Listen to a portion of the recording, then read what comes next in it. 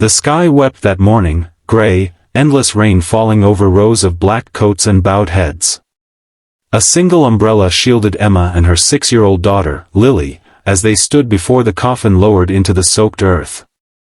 Emma's hand trembled as she clutched Daniel's wedding ring, the metal cold against her palm.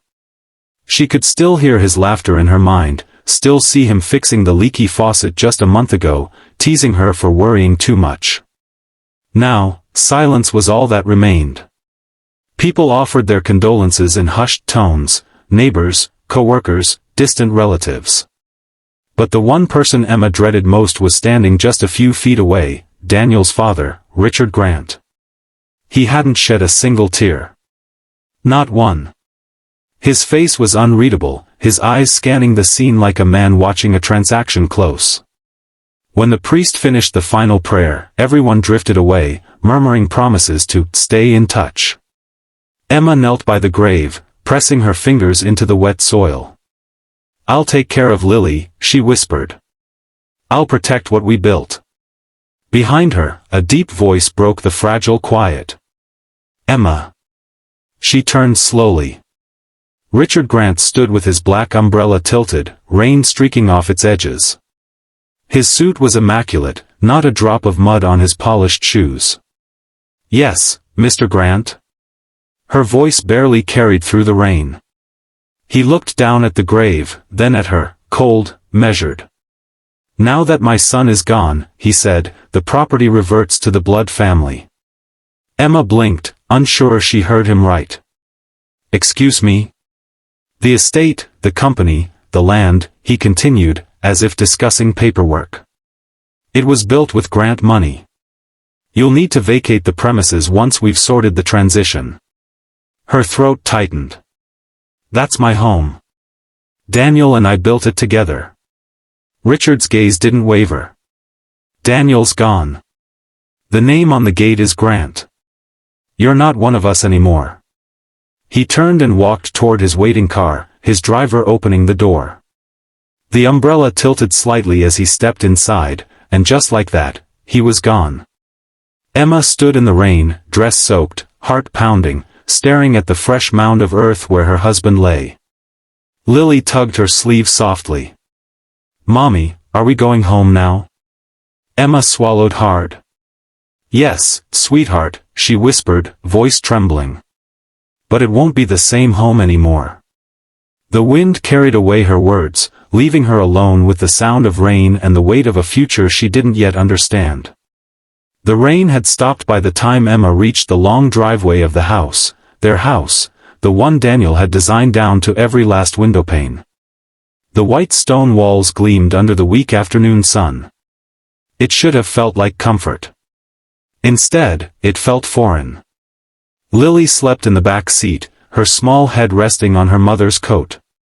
Emma turned off the engine and sat still for a moment, staring at the familiar oak door. She took a deep breath, trying to find courage in the silence. But when she slid her old brass key into the lock, it didn't turn.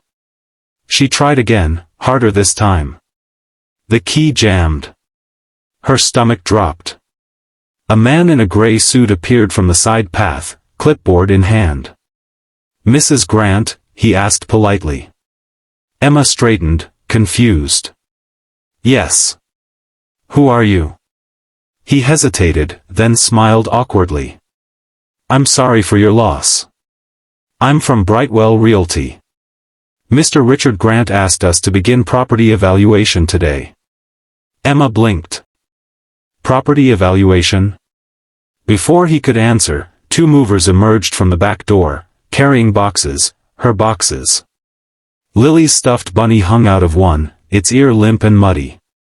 Emma rushed forward. "What are you doing?" "Those are my things." "Ma'am," one mover said quietly, "we were told the owner wants the personal items cleared for staging." "The owner?" Her voice rose. "I am the owner." The man in the gray suit shifted uncomfortably. "Mr. Grant said all ownership reverts to the family estate upon his son's passing.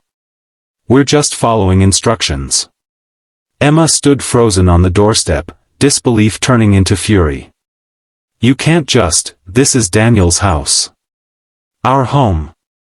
But the men avoided her gaze and continued packing. Lily woke up in the car and stumbled out, rubbing her eyes. Mommy? Why are they taking my toys? Emma bent down and hugged her tightly, her eyes burning. It's okay, baby. Mommy's here. She glanced back at the movers, her voice trembling but strong. We're leaving. But you tell Richard Grant, he can't take Daniel's love out of these walls.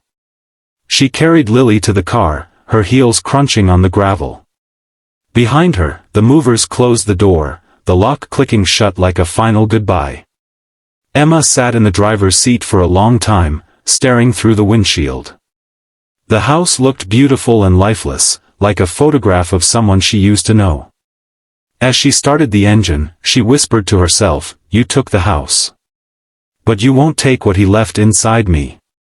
Then she drove away, her reflection fading from the gate mirror as the word Grant Estate glinted coldly in the sunlight.